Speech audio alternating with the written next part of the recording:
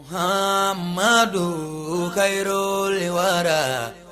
man jana mumbashira shauki lil khairul bashari al-yasimi iliyatohari al-mustafa min mundore atwairil mundore yazdadu shauki kullama ayanduraku baniya mama. أعوذ بالله من الشيطان الرجيم. بسم الله الرحمن الرحيم، والصلاة والسلام على الحادي الأمين الذي أرسل بالهدى ودين الحق المبين الذي يأمرنا بالتسامح وإصلاح ذات البين في كل ساعة وحين. السلام عليكم من دون أمتغين الله سبحانه وتعالى فيك وشيطان تورما ولا دمنا من نفلا أم بعد من الله سبحانه وتعالى تكبر كماي كسلك الكربك صلى الله عليه وسلم. الله سبحانه وتعالى يدنا يدا أكا جترو منغا كاتشيني تشين ديني كنا أكا جوما ديني من بانيني أنفي كوانا يافا نيوما أنغا جيكا مولو دي نيوما أنغا جيكا دو داكيليفي أنغا بو داكيليفي ديني بانيا مريني ني سنغا أنواتي بيكونو أني دكوك الكربك صلى الله عليه وسلم وعلى آله وأصحابه ومن استنى بسنتهم وسلك مسلكهم إلى يوم الدين. أم دكوك الكربونا سنموني كدكوك أجنون زنموني كدكوك مويه مامون زنا كدكو على نكرا لا كدو الكرب صلى الله عليه وسلم كسرفه فقط سي الكما جودوما. وبعد إخوان المسلمين السلام عليكم ورحمة الله تعالى وبركاته. وكفى أمي السلام فلو جمع كله فول كرنجر لنا الكرب صلى الله عليه وسلم يفول من سنة يا محمد نيونجه no de ka ñini Allah subhanahu wa ta'ala fe kishi chama be ala fe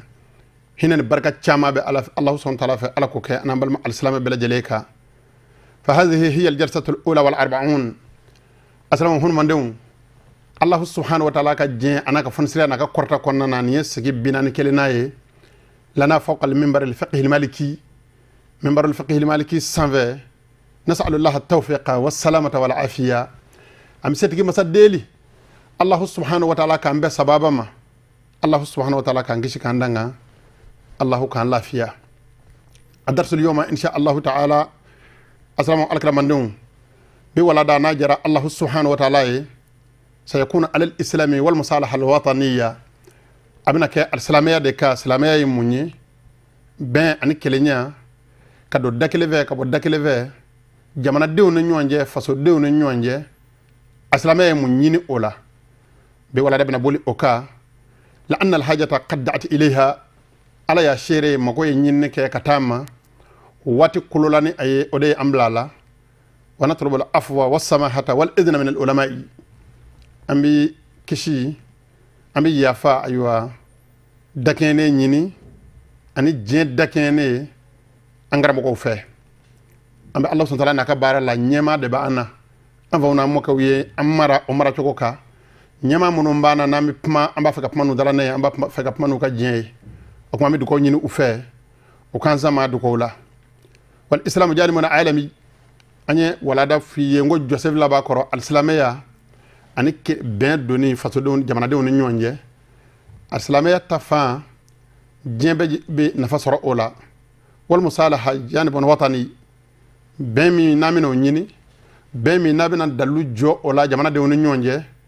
oye an faso toala pumaye awala dala ami Allah subhanahu wa ta'ala deli ala kan zabati afoto ko nyuma na bara nyuma Allah subhanahu wa ta'ala ko noko ya amma akake ibtaga li wajhi Allah azza wa jal Allah subhanahu wa ta'ala nyada nyinni kama akanake tazallufan ila al-hukuma ka famin wala da inde sigi jaw nga gere gouvernement nga nafa sorula Allah ya shere la yinitoyi ala nakira ya ambla bara mina ambo deke anjigibe ala deka an zama me Allah subhanahu wa ta'ala de la me ala deli Allah subhanahu wa ta'ala kan bara be sababa ma ala kan golo shi jin an lahara soni be Allah subhanahu wa ta'ala de fe ala kan son go nyumana wa badi adibadi puma folo folo la yananga fefe ndima نحمده ونشكره تعالى على نعمة الإسلام والإيمان أمي الله يرفعه كبركة لمنيا silamɛya ɲuman a bɛ bɔ Allahu subhanahu wa ta'ala de yɔrɔ. Allahu subhanahu wa ta'ala min ye o nɔgɔya an ma. An ye Allahu subhanahu wa ta'ala an dara la k'a sɔrɔ an m'a ye. Ka da alakiraba la sallallahu alaihi wasallam k'a sɔrɔ an n'a tile ma bɛn. Nin ye nɛɛma belebeleba ye an bɛ Ala fo ka Ala barika da la. Ayiwa o nɛɛma hiya ajallu ni'matin an'ama biha ala ibadihi. Allahu subhanahu wa ta'ala ka nɛɛmaw ka ca a ka jɔnw kan nka limaniya nɛɛma ani silamɛya nɛɛma de y'a la belebeleba ye. O de ka bon ka tɛmɛ a bɛɛ kan. Ala ka sɔnnifɛn bɛɛ lajɛlen bɛ sɔrɔ o de sɔrɔlen kɔfɛ. Man tamasaka biha naja. Ni maa min y'o nɛɛma minɛ n'i bolo fila ye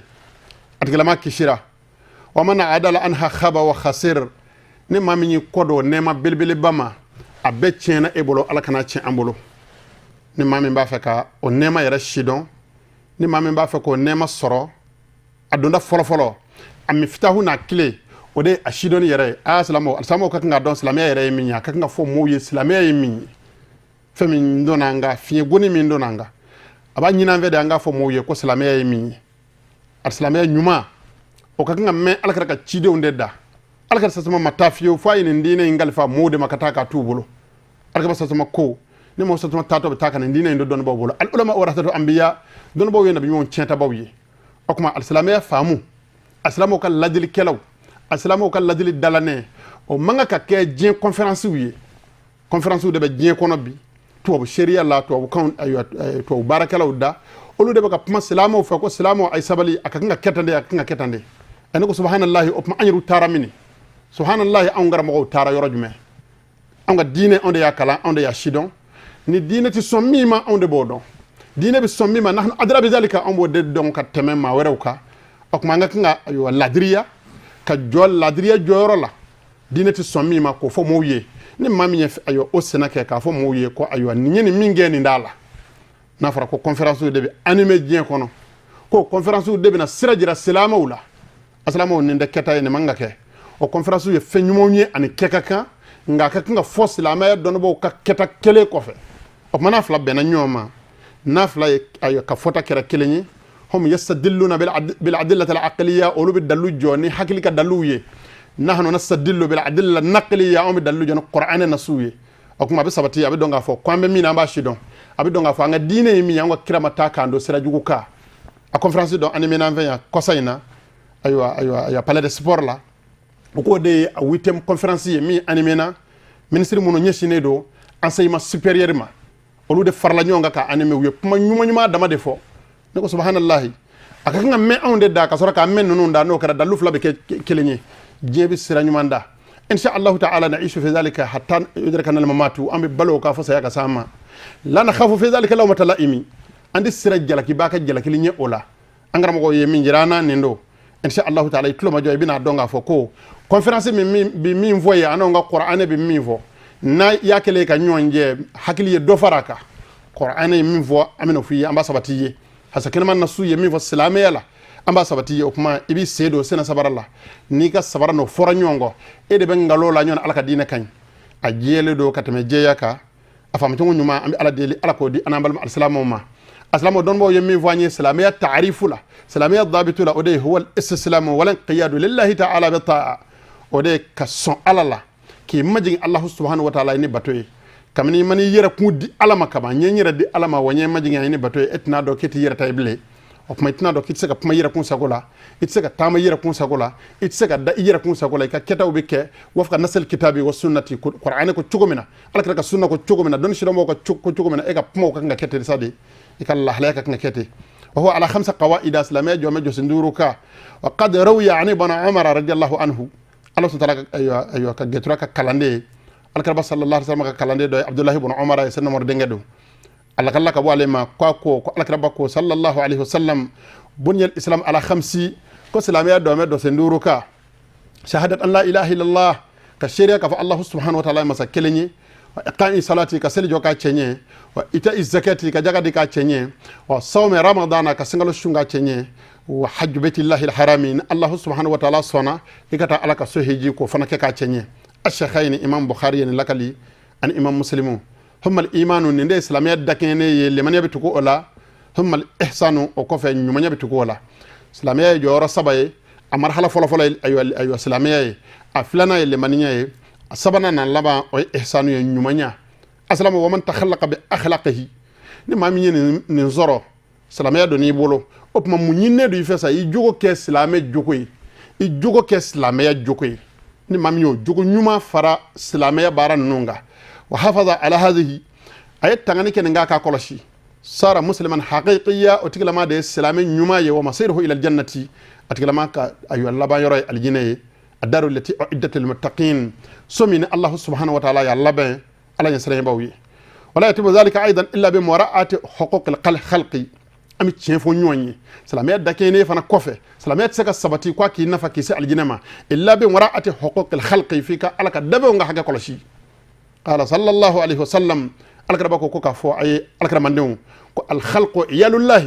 على كدبه على كولو دي muso bi hina de la cogo mina Allah subhanahu wa ta'ala bi hina ka ayo jonna ka temo ka ko Allah subhanahu wa ta'ala ka kolew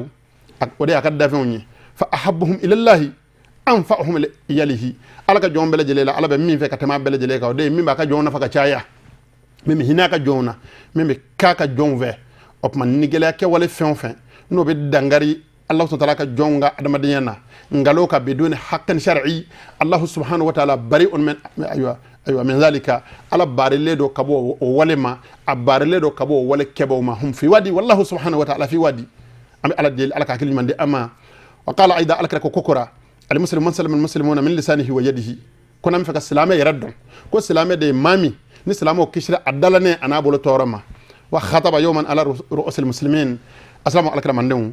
alkaba sallallahu alaihi wasallam khutba kala dodola ajole assalamu kungoloka qaila ako odo la tahasadu mo satama mandem ni dine njele do foka fa jeme alaka hake kolashile ko man vinya hake ka nga kolashika sadana akana nyo hashidia wala tabagadu akana nyo nkoniya wala tanajashu akana fere jugu kenyoma akana nyo java akana kono juga kenyona wala tadabaru akana kodo nyoma ay gere nyona akana nyomine wala jabe ba'dukum ala ba'di akana nyo java akana fere kenyonga fere keleka kuno ibadallahi ikhwana nallahu taraka jon alaka rabba sallallahu alaihi wasallam makando alako konga foye ay ke allah ta'ala ka jonye aywa ay ke balma mawye al muslim akhul muslimin salame aslama nya balmay la yadhlimuhu atatonyo wala yakhdhuluhu atalabla wala yahqiruhu ata aywa afiya ila qawlihi ay khutwakala fakata saka pmama ko bi hasabi mar'in min ash-sharri wa wasara ma yatorala an yahqira akhahu al muslim aka salama nya afiya kullu al muslim ala al muslim haramu ko silame fa be haramu ye aslame nyoka damhu ajul boni ma haramu ye wa maluhu akana fulu cheni ma haramu ye wa irduhu kapma afarkolo la ka lagoshi ha ko fana yima haramu ye hada ma ursila bihi nabiyyu sallallahu alaihi wasallam alkramandu assalamu alkra chirani min yenindo wa bayyanahu lana kull tabyini alka gitura ya banganye bangini dana ama foito wa aisha alaihi sahabatu radwanullahi alaihim sahabu ya minabul adakene ufana balolo ka Allah subhanahu wa ta'ala ka jebe ka bo alkar sallallahu ka sahaba uma wa tamassaka bihi al-a'immatul arba'a al-manbam manani yo kana jele mine a'immati ahli sunnati wal jamaa nafar al-manbam manani o de mamuno be alkar sallallahu ka sunna jele ka uluka ma nyemo kodo salama furba jama kulu famba be munu nofe amana wafaqa hadha fa huwa maqbulu imami ga ketane ne mbena balma ke balma muso o ketam minanedo ala fi hal nasra jonya lago ci jene ya nu day wa ma khalafa fa huwa matrudu mina foranyonga genedo ala fi hal nasra jebe du nonen damane balata ka sabati asama ngalota dina nan ye ngalodo ne ala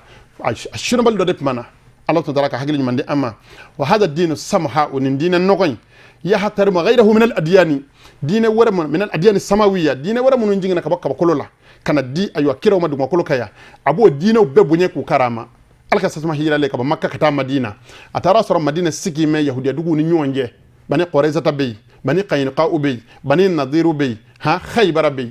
alka ba tamana ka dondugu nugu numbe kono ka pma ufe ka suluhu benywanya nyini anu ni nyonje uka je fere la uka je sugufiya ula uka je kungola ka sura nasara udo yahudiya udo ubuka dine ka alka sasma ira ba ka dine ka fala sun tala ya nyina fe wati mina kwa ka jizya farda uka aka nafolo mine ula ka dine bara asorla ko jira ula ya do fanga tata bo tisala uyo fana sabati o jira ka bara ko chogola fo min ya ka laydu tien do mina ka so sorla ka tama o ka duguka ani ya ka fe ko ni tien ni ya ka laydu tien o do ibaka chewye wallahi kuma ka jalamugo siri ka chenye ka dashori ali ibn talib ni ayo so dajuru be nyona nan na khaybara da ko ngabi dayela wal ma bi tama duguka fo tsaka bali wallahi abi dugu mineta fo ta bali nga tik dugu kele fa ka sɔrɔ de a ye dan sago a kan asilamaw ni ko jɛlen de fa an k'a fɔ silamɛya ye min ye tile gɔnna kojugu fiɲɛ gɔniyara kojugu ala ka satuma balona ta madina san 10 ani kɔ san 11 kɔnɔna na madina sigi kɔnɔna na madina sigi san 10 ani dɔɔni kɔnɔna na ala ka ba satuma ma dan siyasi sago u kan ni ye fɔɲɔgɔn fɛn fɛn ye a bɛ bɔ olu de la an bɛ ala deli ala kɔni hakili ɲuman di alakiramandenw ma asilamaw wa huwa aidan dinu tasamuhin yahtarimu alhuquq alinsaniya diinɛ min bɛ wele ko silamɛya yafa ɲɔgɔn ma diinɛ don maanifinya hakɛ a b'a bɛɛ kɔlɔsi cogo ɲuman na maa tɛ se k'a kɔlɔsi ka tɛmɛ min kan bari sabu ala de bɛ kuma i hakili bonyana cogo o cogo n balimakɛ i bɛ dan ala la silamɛya diinɛ bɛ adamadenya hakɛ bɛɛ kɔlɔsi wal maslaha albashariya al-amma ni forobajamakulu sigira dɔ ye arabu ye dɔ ye farafin ye dɔ ye cɛ ye dɔ ye muso ye dɔ ye denmisɛn ye dɔ ye maakɔrɔba ye dɔ ye nafolotigi ye dɔ ye faantan ye dɔ ye faama ye dɔ ye ayiwa maa maralen ye a silamɛya bɛ a bɛɛ ka maslaha de lajɛ ɲɔgɔn fɛ nin jamakulu ɲaaminen ninnu bɛɛ lajɛlen ka lafiya bɛ fɛn min na dɛ silamɛya b'o de fɔ maaw ye ninnu bɛɛ lajɛlen ka sabati bɛ min na dɛ silamɛya b'o de sira jira maaw la wa huwa dinu mahabbatin wa tadamun silamɛya ye ɲɔgɔnganu diinɛ k'an bolo di ɲɔgɔn ma wa ta'ayushin wataniyyin wa insani silamɛya ye faso kelenya n'a ma jɛ k'an jɛra faso kelenya na anw ka faso tɔgɔ ye ko mali n'a ma ɲɛ k'an jɛra malidenya na malidenya bɛ fɛn min ɲini a silamɛya b'o dɛmɛ a ɲuman bɛɛ a silamɛya bɛ se ka fɛn ɲini mali tɛ se ka min ɲini ɲuman na bari sabu silamɛya diinɛ bɛ bɔ ala de yɔrɔ silamɛya diinɛ bɛ bɔ kira de yɔrɔ ni hakili bonyana hakili bɛ da ninnu da la wa man dayya shay'an min hadha balimakɛ n balimamuso ni maa min ye fɛn diɲɛ ayiwa min hadhihi nin fɛn ninnu na ta'assuban ko i ka taabolo lapasali a sababu ye aw tashadduda walima ayiwa gɛlɛya diinɛ gɛlɛya kɛra sababu ye faqad taqaddama amama allahi wa rasulihi a tigilama ye para ta ala n'a kira ɲɛ ala ko k'an ka lajɛli k'o la haramun bil ittifaqi o ye haramu ye dɔnnibaa bɛɛ bɛnbɛn o kan ala subhanahu wa ta'ala ye lajɛli k'o la wala tuqaddimu bayna yaday illahi wa rasulihi n'a dusu bonyana cogo o cogo n'a ko a ye kodɔn cogo o cogo ni a ko a bɛ sira ala ɲɛ cogo o cogo ko a bɛ ni ala dɔn cogo o cogo a kana tɛmɛ ni ala ni n ka kira ɲɛ a kuma min ɲini ala subhanahu wa ta'ala fɛ hakili ɲuman bɛ ala fɛ ala k'o d'an balima alisilamɛw ma wa ya'tarifu kadhalika بعصمة النبي صلى الله عليه وسلم وسائر الأنبياء نزل ما ينومي أبي سبتلي كأن على كرسة سمك اسمته يكافو على كرسة سمك ما تعنيني أتى الله سبحانه وتعالى كوتا أما على كوتا أكن ينما يبكونا وانا كونغو على دبافعي وتشوكو كلي لنا بما تو ببتي وينزله منزله أبي على كرسة جيني أجينيرولا أنا كانوا منغا كان أنا بني منغا كان كودي أما أديتوكو نيومانا سلامية بنيني سلامية وسبة سلامية وسبتي ودي سلامية كتاي وآل بيته alakira sallallahu alaihi wasallam somogo ni bonya minga kan oni karama minga kan silamaya yo sabati silamaya yo nyini bina an ala qawlihi sallallahu alaihi wasallam adalu alakira sallallahu alaihi wasallam ka ya alaikum bi sunnati alakira kam mandum aya hakil to ni hurka sunna na ngata sirala wa itrati aya hakil to zomawla wa karamat al awliya'i silamaya bi waliyuka aywa o choko kele do waliyuka bonya abo sabati al khassa wilaya al khassa waliyu kirangere le munu ala ka jol kerngere le mun nu yere kun di allah subhanahu wa ta'ala ma foka daraja soro daraja min bi wele bin sanil ilmi al wilaya al khassa doni dalane ba wele ko aywa waliya kerkere le daga sunat se ka soro ni ya nyini allah ta'ala ba dima wala amma furba waliya fana be kullu taqiyyin wali ma silamera ni sirana ala nye waliye nga mo be nyonye ika son fana ma silamera yo sabati lil aya adalu qur'an aya Allah ta'ala ko qur'ana na sura ala inna awliya allahi la khawfun alayhim wa lahum yazanun ngurana aya wali talu tokoma en joro bele bayindu ma bor Allah ta'ala yoro o tsaka ke ka soro ayo membe fo anga tele no nga radio la ka fo sabatile do ka fo ko wali ya rete ngurana aya ni tsaka sabati ka soro ko wali yati wal ma warada fil athar minna alakra sallallahu alaihi wasallam ka sunna fanana o ba ko korma do ka sabati alakra bako sallallahu alaihi wasallam man adali waliyan faqad barazani bil muharaba ma o ma yi wali chekelen juguya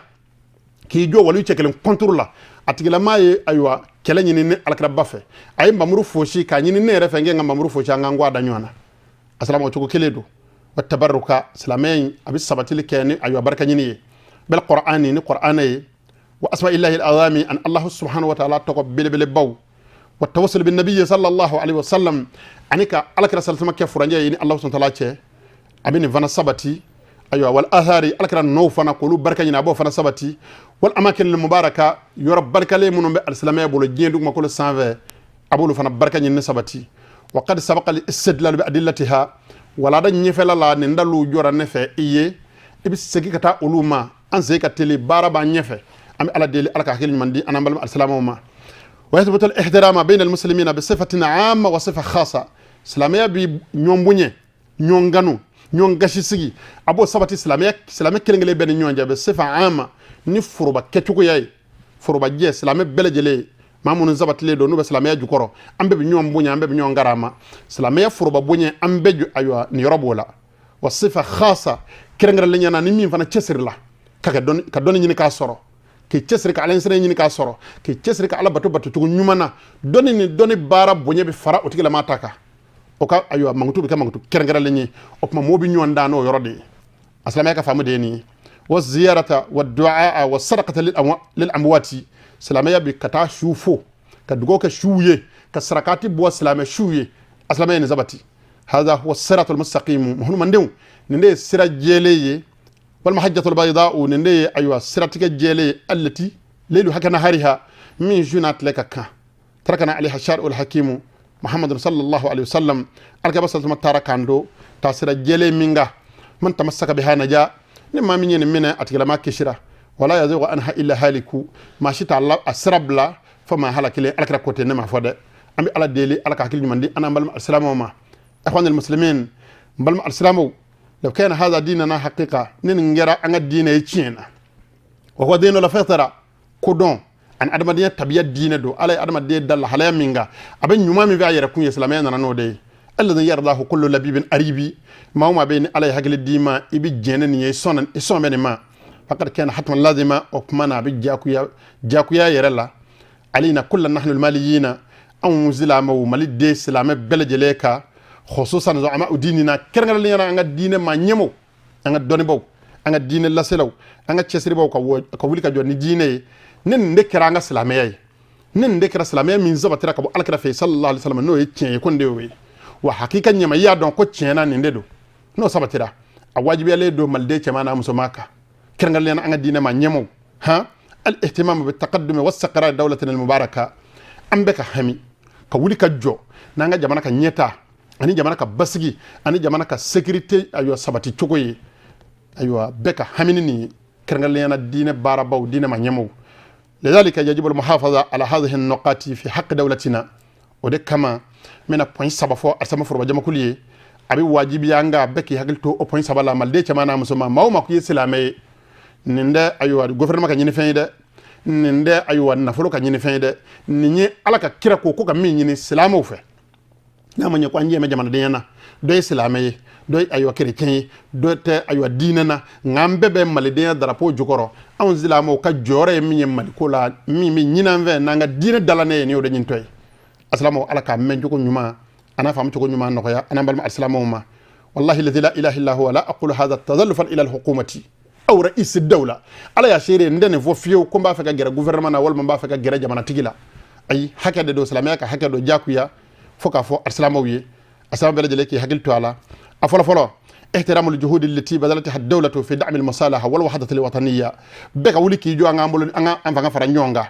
جمانا نيمو جمانا غوفرنما ولكا جو مينغ كشريعة منونزيكي سنغا في دعم المصالحة بين بسكا دو جمانا ديو نيونجا تشوكومينا جمانا دي بسكا نيونغا فو تشوكومينا دوني بو السلام فربا جما كلو بك كنغو حكي لدمي والوحدة الوطنية جمانا ديو مسكا بول دي نيوما تشوكومينا كاكا حكي لكيليني بك كنغا وحكي لدمي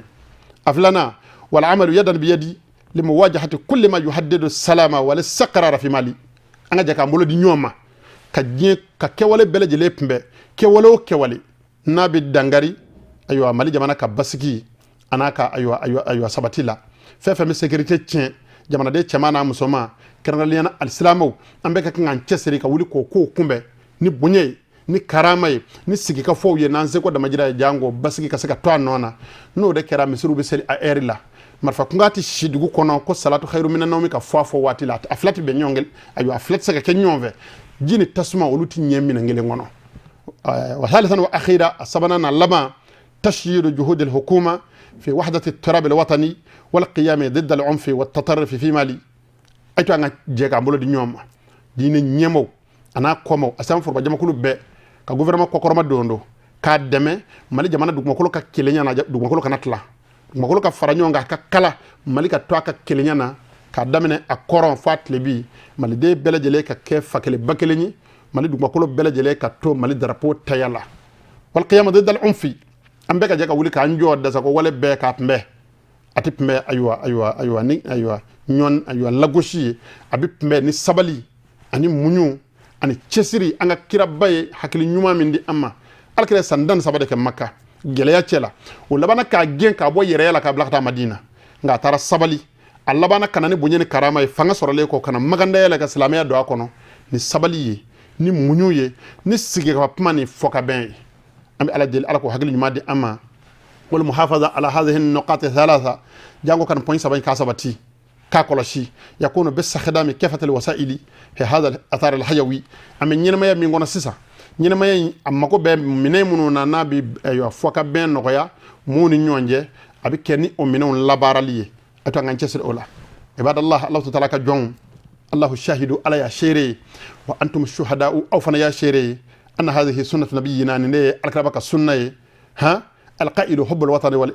hubbul watani min al-imani alkramingo ko faso kanu ko ye aywa lemaniya doy ayra balono ka ayo de jirana ayangalo de la afaturo ka ibadallah alka jon tasafahu ayatega di nyoma ta anaku ayakanda nyongana tasamahu ayya fa nyoma yadhhabu al-ghillu ankum jukiya bitaka bwani nyonje femene mi aywa ni venu no mbali angan chesri ko fengumbe ko lubo anga man viena ni njoro bilibili bagn هناك تحديات تمنعنا وتعوقنا أن إدراك هذه الدرجة العظمى نجو ربي فيدو دبي من بامبالي أسر لله وفي أنك كلا أكشيدون كثيرة جدا أفاك تشان فوق أفاك تشان أكبرها الجهل أبلبل باي كلام بالياي أيتو أنغا نيسي كلام ديني على يمين وكمون أنغا نيسي فاي ولوكو تشسري وكلام لولا كدو كلام لو كونو كو تشسري كديني كلا كشيدون ني ديني شيدون إبكا ما سابلين إن موبي كو muno vana beto kala na olu fana ku nyeshi o ma ko kala ko shidon a sharia be min vana fo ku bolo twera la ka sharia la pasa ka koloshi no kera ambi furaka ci ko nyumana nizamu membi wele ko hukuma ko gouvernement abi blani nyonje blanjo ko nyumana justice mana min fo ibo koloshi ci ko nyumana barsa bi yode kala yode shidon nga ka kala ka shidon katla ka contre ko fana kala ka soro ko da kerefe ni sharia benaya ibi boyave na benaya ibi ta boyave subhanallah ibi sharia batu dojume kalambaliya de kera ni zababu ye sheria yɛrɛ shidɔn baliya n'a ma shidɔn a se ka bato a kuma kuvinya de kɛra a balaw fɔlɔfɔlɔ ye wal faqru ani fandanya ni y'a ye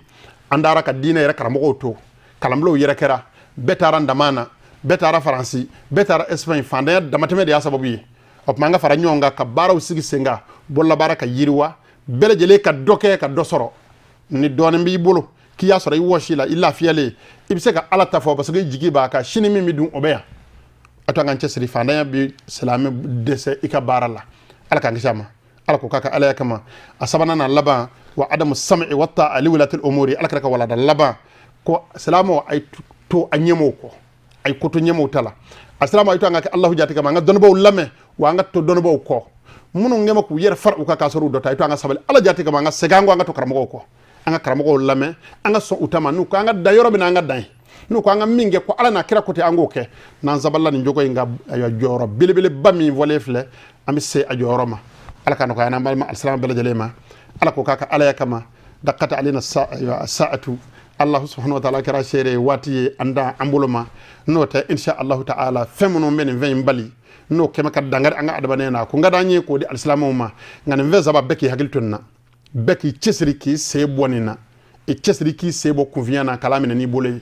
i cɛsiri kana sigi k'i bolo da i sen kan ka fandanya kɔnɔ wuli ka taa baara kɛ i cɛsiri cogo bɛɛ lajɛlen kan i ka koto ayiwa maa ɲɛmɔw ta la silamɛya fɛ maa ɲɛmɔw ye silamɛya dɔnnibaaw ye mara min b'an bolo n'o ye ayiwa jamana administration ye maa ɲɛmɔw ye jamana président n'a ka ministres ye ni an ye hakili sɔrɔ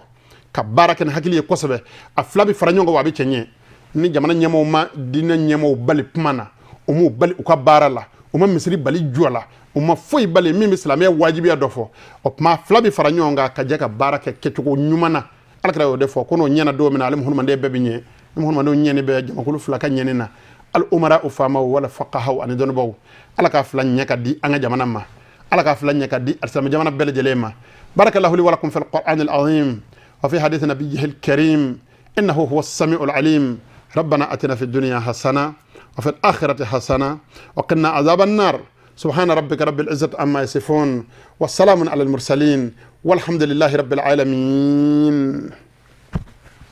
محمد خير الورى من جاءنا مباشرا شوقي للخير لبشري الياسمي إلياتوهاري المصطفى من مندوري أطهير المنطهاري يزداد شوقي كلما أيان دراكو بنيا ماما